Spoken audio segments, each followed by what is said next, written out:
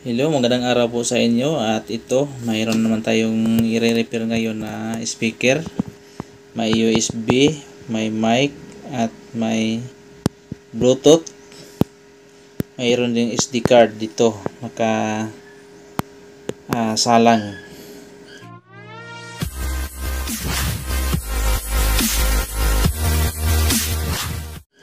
Tapos, ang problema ay testing natin kung anong makita natin sa testing natin ang charging, kung magcha-charge ba yan. Okay, mayroon naman siyang indicator sa charging dyan sa light indicator niya. Ang kaso nito ay on natin na power switch. Yan ang problema, ayaw siyang mag-display dito sa may digital clock. Wala. Yan ang i-repair natin kung ano ang sira dyan, kung bakit siya wala siyang dito, ilaw, hindi naka-display ang marking na Bluetooth at saka sa may reading clock or digital clock.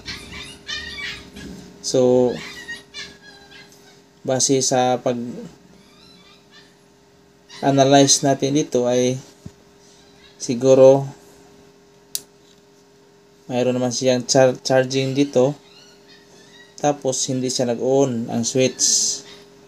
So, isa lang ang hinala natin dito, yung regulator. Baka ang regulator may depekto. So, okay. Buksan lang natin para makita natin kung ano ang pisa na naging sira. Tingnan natin ang regulator kung ano ang marka o anong IC ang ginamit na regulator nito. Baka naman mayroon tayo nitong stock. Yan, hindi siya nag-on. So, sigurado nasa power supply or regulator kasi nag-charge naman. Pero hindi siya nag-on ng switch. Oh, wala talaga siyang display dito. Kaya buksan na natin yan. Okay, buksan na po natin para makita natin kung so wala naman tayong pangbukas na mano-mano lang, screwdriver ang gamitin natin pangbukas.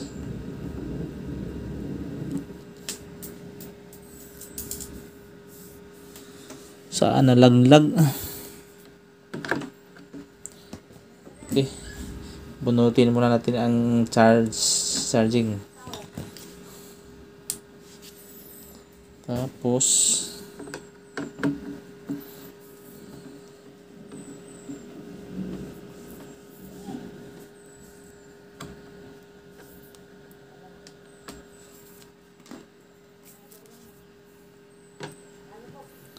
wala kasi akong taga-handle ng camera, kaya ito, hawak ko ang camera habang nagbukas na tornilyo.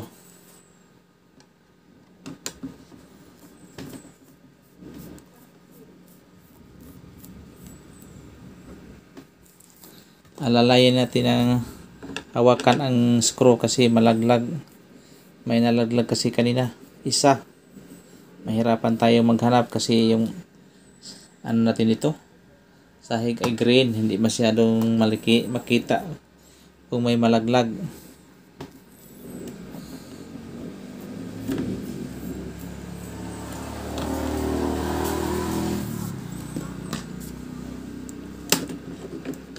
Okay, yan, tingnan natin kung bakit siya hindi nag-power. O yun, may nakita tayo sa may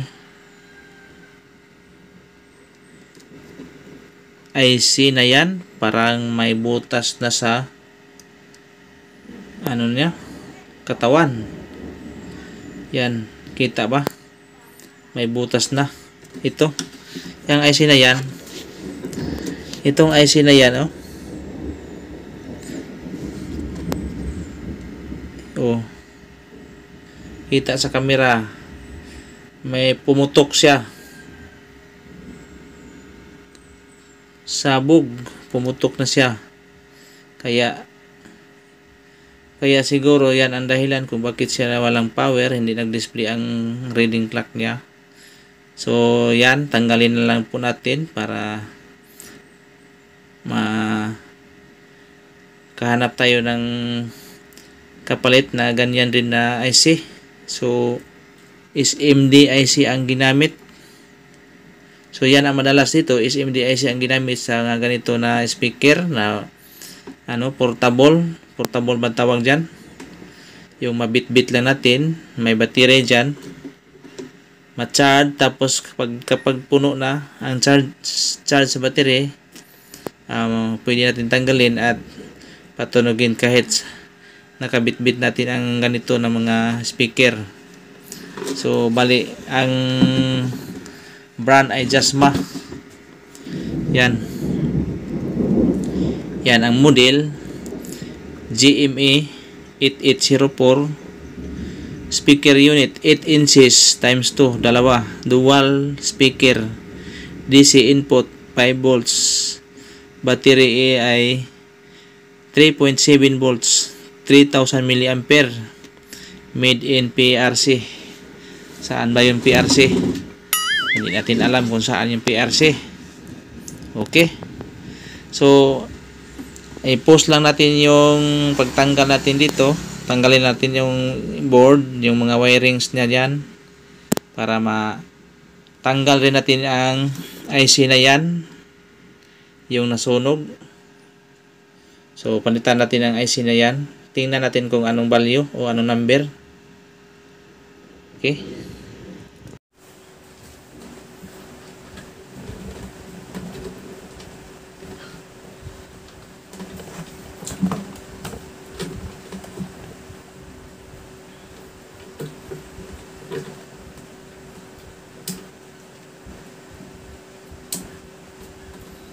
yan ang connection sa battery.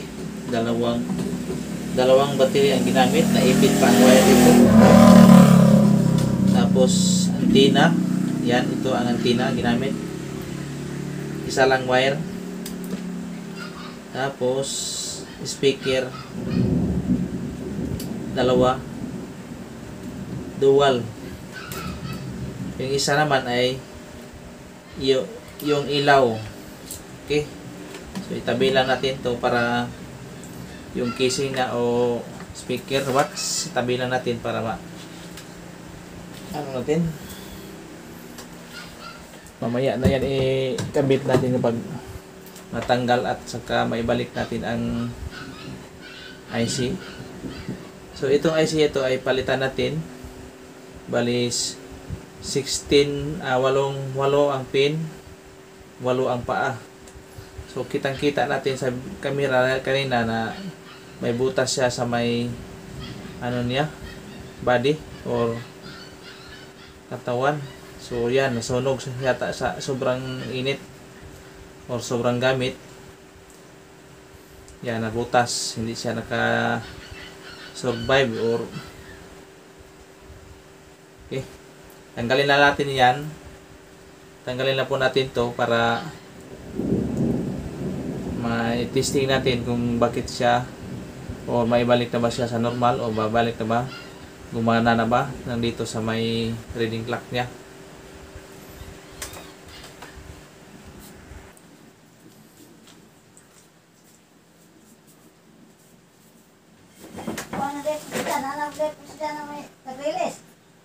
Tindiro, CI.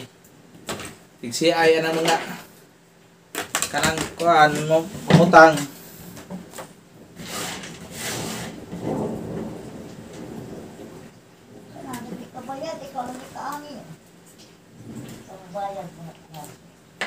Bayad eh. Pa mo ganay utang wa pare. Motor nga. Pamanggali ma-embargo ng motor, mahal. Kailang motor, impas na siguro na yung motor. Kaya tulog ka tuig naman siguro na.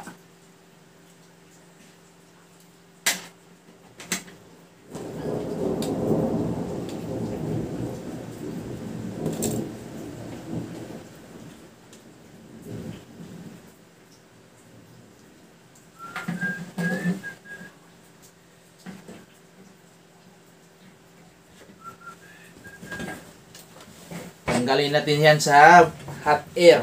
Hot air ang ating itanggal dyan sa IC na yan.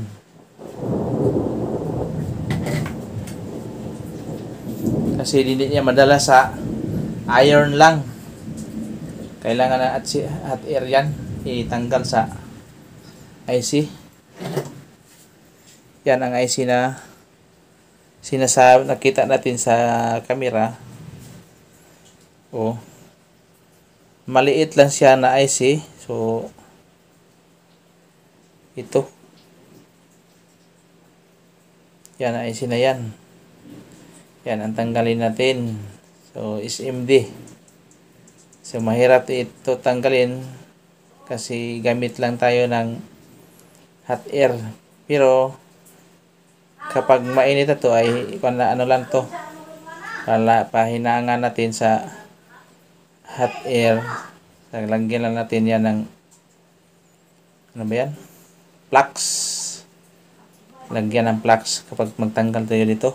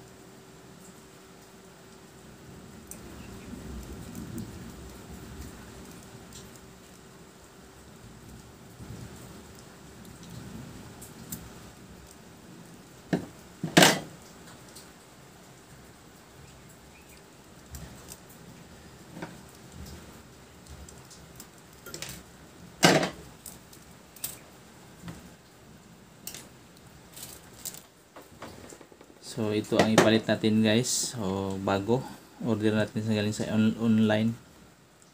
Ang number ay 40 LA 4056H.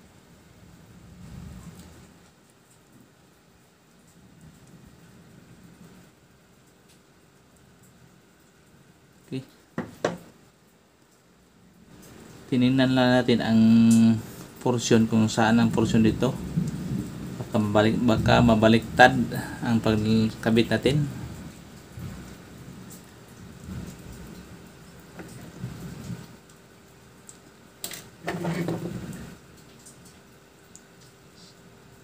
Yung may guhit, ayan ang nakaharap dito sa may dito.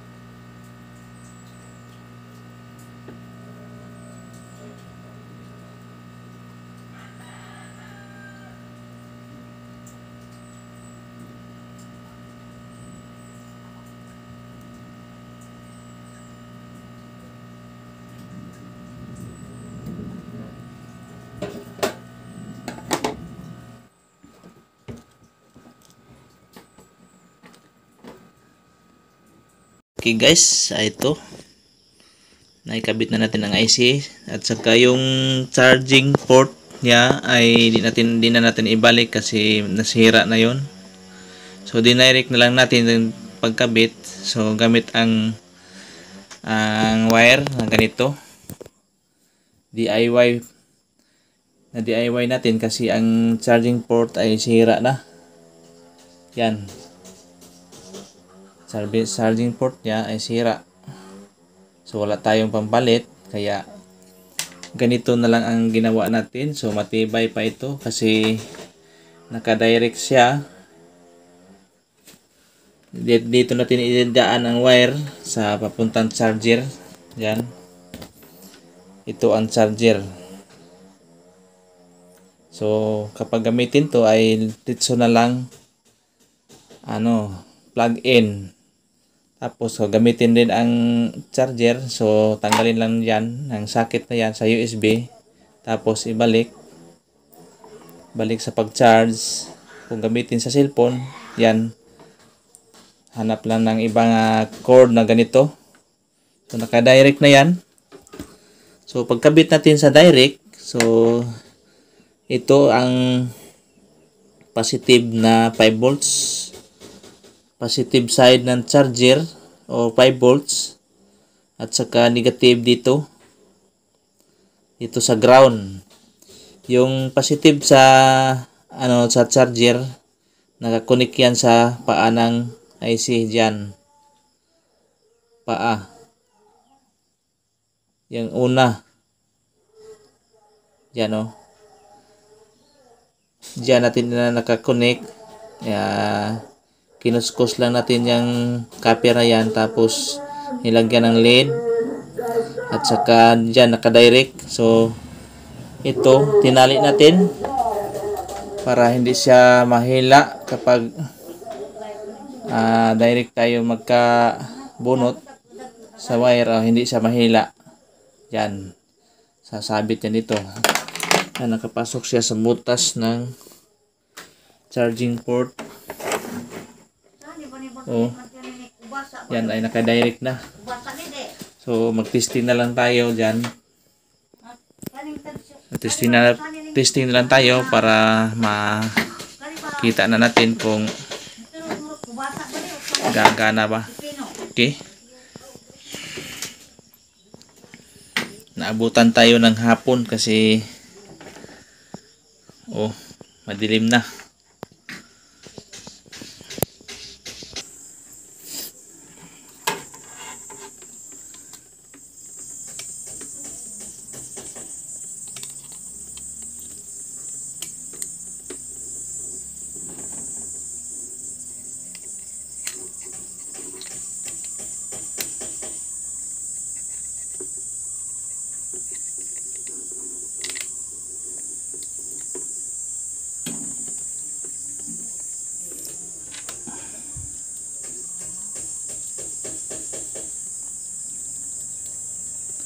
So mas matibay ang ganito kasi hindi na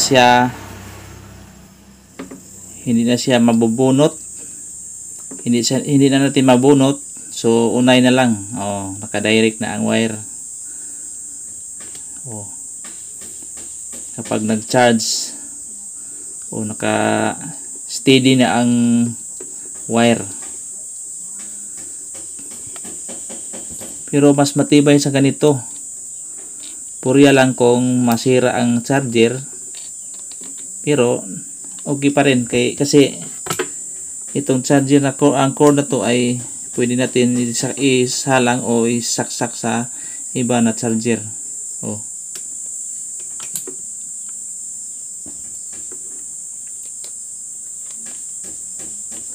So ikabit na natin yan sa speaker box. Ito sa battery. Yung dalawang wire ay para sa battery.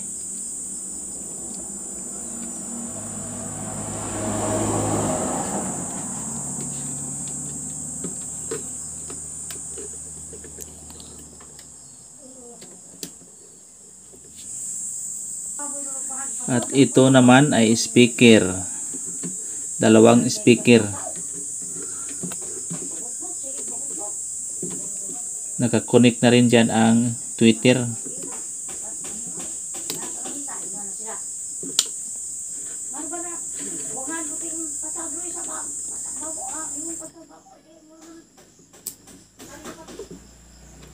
Tapos itong itim na wire ay para sa ilaw yan.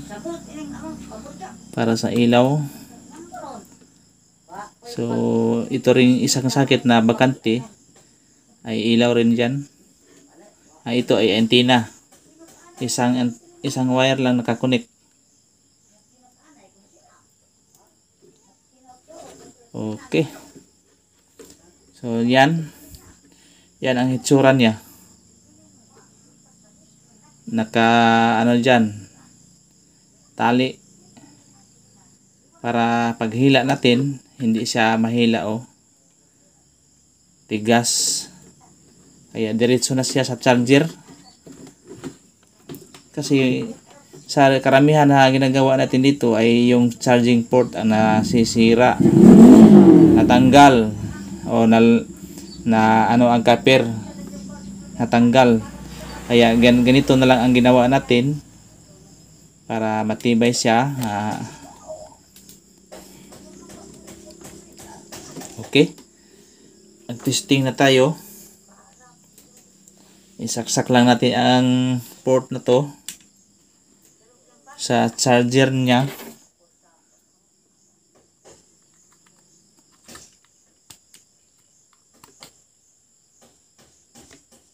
Tapos i-plug in natin. Yan. Nakailaw na ang light. So natin testing kung may display na ba. Okay. Meron na siya. So lagyan na lang natin ng music USB.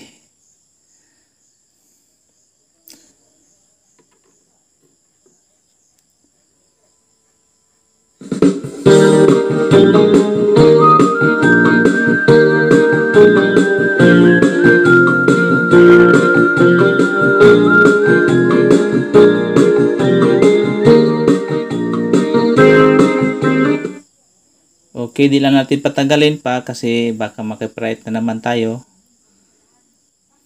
So, lalagyan lang natin dyan ng music na non-copyright mamaya.